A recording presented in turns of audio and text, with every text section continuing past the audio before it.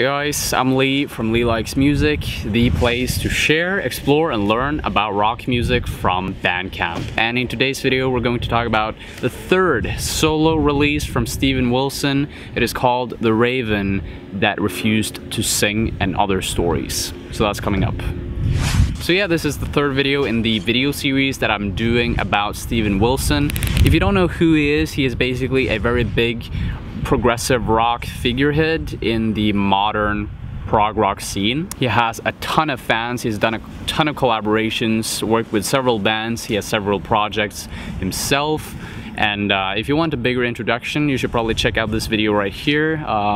In the first video I actually talked a little bit more about him, so go ahead and click that. Anyways, this is the third release. By many people this is seen as the opus of his career, at least so far into his discography. And this is actually the closest that I think you can get to a theme or a concept album. The album is loosely themed upon ghost stories or the supernatural. There's several songs on here that features topics about life and death, about loss, about losing someone that you love. Alright, so let's get into the tracks. The first track is called Luminol. It's a very energetic track. I have to say that this is actually more spirited, more uplifting and energetic compared to a lot of the other things that I listened to on his previous albums.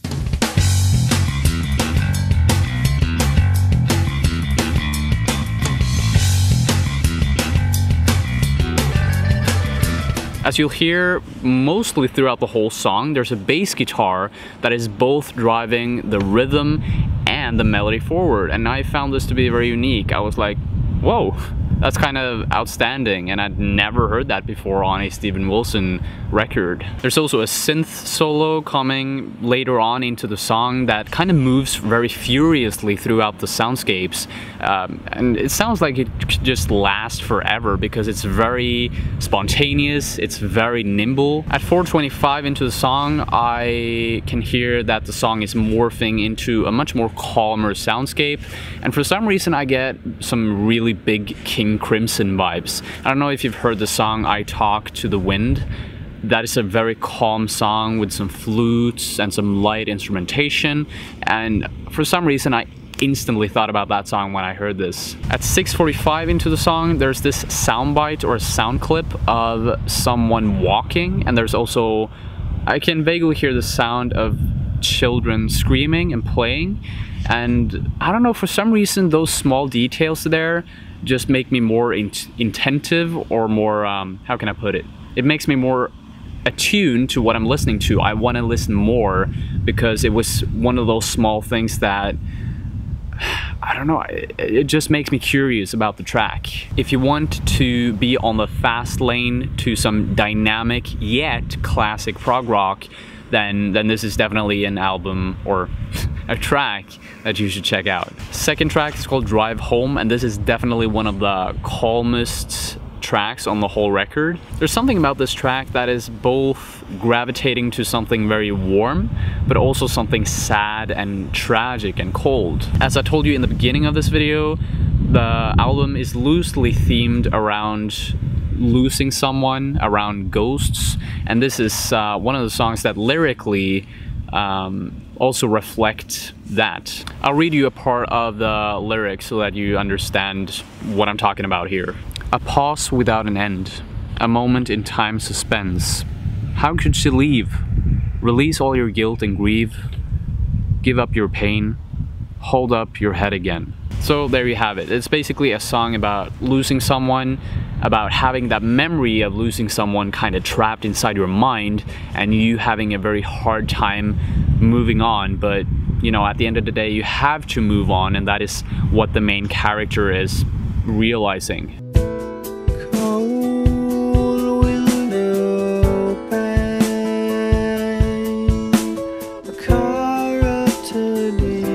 There's also a really nice music video for this song.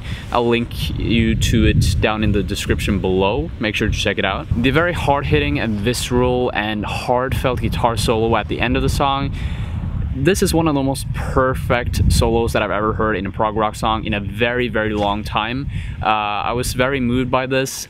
So, man, man, go and check this out, okay? Also, another thing that I noticed about the song is that the violins, the guitars, the flutes, everything is synthesized together in a way that makes it very fleeting. Whenever I listen to the song, it's very ephemeral. It kind of floats by before I even notice it, and it's really nice, very calm and pleasurable to sit and listen to it. So track number 3, The Holy Drinker. This is actually one of my favorite tracks so far into the album. Instantly you get an experience of these strings of guitar solos. There's a saxophone solo, there's a guitar solo, there's, what more is there? There's a synth solo. There's a lot of solos here, and they're very riveting, they're very violent in a way. They are they're so jazzy, they're all over the place. And some of the progressions in the song also reminds me of Dream Theater. So again, you have examples of very new, like modern prog rock, but they're melded together with like King Crimson, Pink Floyd, some of these classic prog rock elements. And that is what I love, how Steven Wilson is kind of synthesizing this.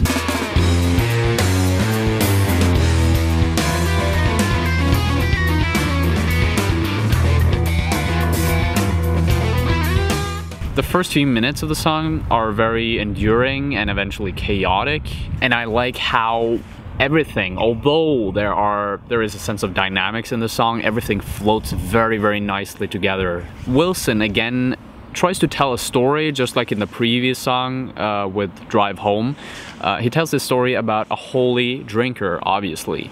This is a guy, a Christian person, who is addicted to alcoholism, and he's also very isolated. And the song vaguely touches on his journey from being an alcoholic, an isolated person, and then from there going to hell and just ending up in this very tragic downward spiral. There are actually only 2 verses in the song that are very cohesive, that actually tie the rest of the song together, and these verses are just so epic, they're so lofty in their way of unfolding. I found them just to be so catchy. After these verses, the song has this distant aim.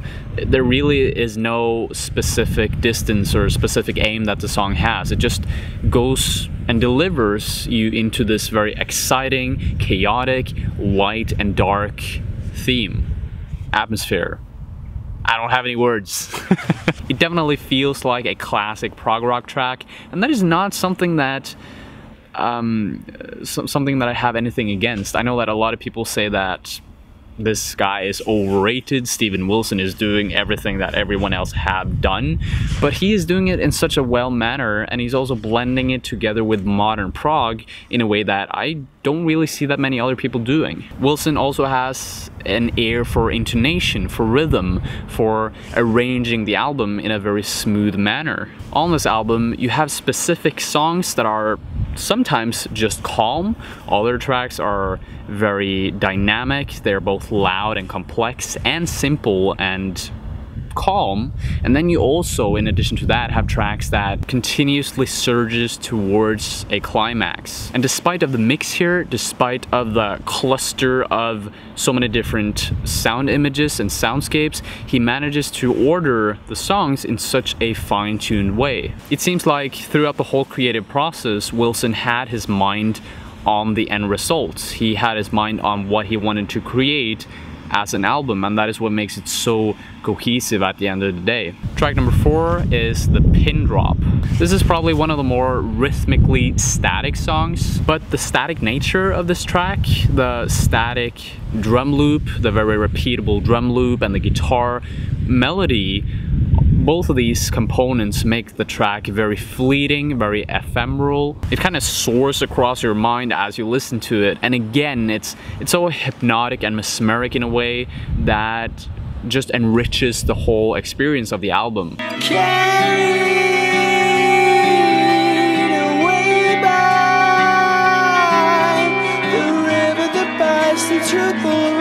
The Watchmaker is also an attempt of trying to tell a story. It tells the story of this watchmaker who, despite of him losing gradually his sight, he is still meticulously working with his skill of repairing clocks, of making clocks. But as he's getting older, he starts to fill his mind with this woman that he used to share his life with. And this woman disappeared, she died, something happened to her, and now she is haunting his mind. The stories that Wilson is telling on this album, they're very, very open-minded, you know? It's like he's giving you a narrative, but there are loose bookends. There are, you know, the stories are very open to interpretation, and he really just gives you half of the story. I feel like there's so much more potential for Wilson to create a more broad concept here if he actually were more ambitious in his way of creating a theme, a storyline, something of that sort for this album. It could have ended up being a much stronger concept that, I don't know, that would have really enticed me at least. The Raven That Refused to Sing is the last track on this album, and this is also one of my favorites, to be honest, when it comes to the sonic unfolding. But yet again, man, the story could have been a little bit more specific.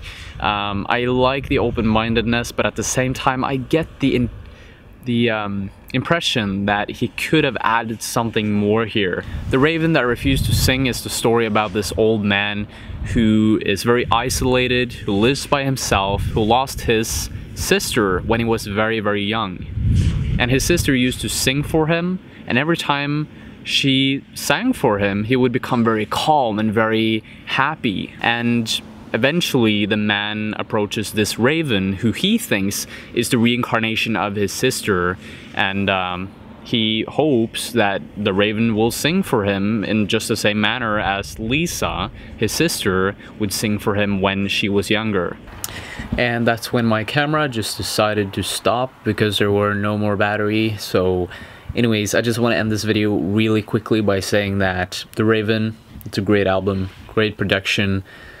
If it had a stronger concept, I would have probably given it a better score, but I'm going to give it a 7 out of 10. Wow, I'm just giving Steven Wilson 7s out of 10.